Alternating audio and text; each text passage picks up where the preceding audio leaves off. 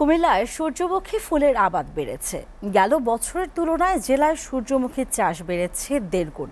আবহাওয়া অনুকূলে থাকায় বাম্পার ফলনের আশা করছেন কৃষকরা। সরকারি সহযোগিতা পেলে আবাদ আরও বাড়ানো সম্ভব বলে জানায় সংশ্লিষ্টরা। তবে সব ধরনের পরামর্শ দেওয়া হচ্ছে বলে জানান কৃষি বিভাগ। কুমিল্লা থেকে রফিকুল ইসলামের পাঠানো তথ্য ছবিতে ডেস্ক প্রতিবেদন। তেল জাতীয় অন্য ফসলের চেয়ে সূর্যমুখীর চাষ অনেক সহজলভ্য ও উৎপাদন খরচ কম।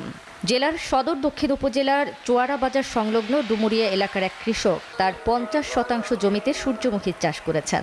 তার জমিতে বাতাসে দোল খাচ্ছে পাকা ও আধা পাকা সূর্যমুখী ফুল।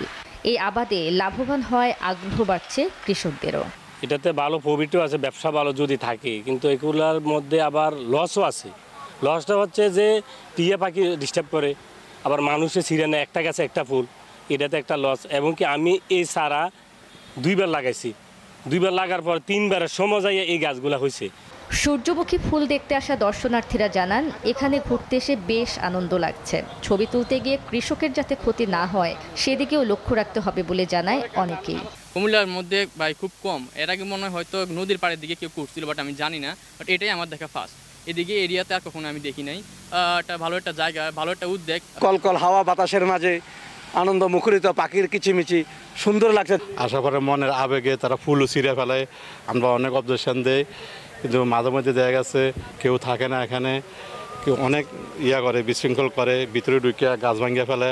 এবছর জেলায় 118 হেক্টর জমিতে প্রণোদনার প্রকল্পের আওতায় কৃষকরা হাইসান জাতের সূর্যমুখী চাষ শুরু করেছে, যার প্রতি বিঘায় ফলন হবে 5 থেকে 6 মণ।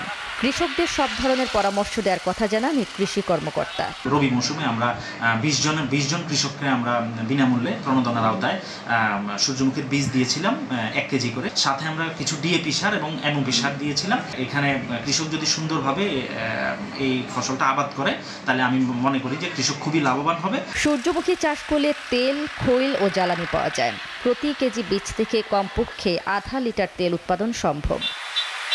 এসিটিভি নিউজ ডেস্ক।